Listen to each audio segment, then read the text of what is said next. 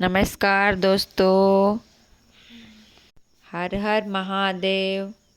शिवजी बसल बानी 80 कोस के खाड़ी में, छोटे बड़े पहाड़ी में न। शिवजी बसल बानी 80 कोस के खाड़ी में, छोटे बड़े पहाड़ी में न।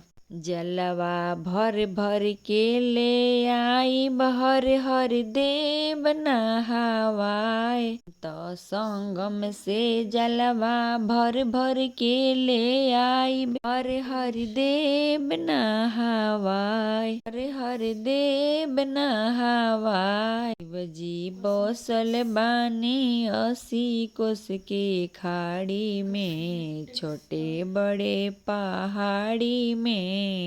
शिवजी बसल बानी 80 कोस के खाड़ी में, छोटे बड़े पहाड़ी में न। भंगिया पिस पिस के ले आई शिव पर देव हम चढ़ाए, भंगिया पिस पिस के ले आई शिव पर देव हम चढ़ाए। शिवजी दीहन आशीष घरे चली जाई, दिलावा जे खुश हो जाई। जी बसल बानी 80 कोस के खाड़ी में, छोटे बड़े पहाड़ी में न। धतुरवा तोड़ तोड़ के ले आई शिव पर देव हम चढ़ाई, धतुरवा तोड़ तोड़ के ले आई हम शिव पर देव हम चढ़ाई। शिवजी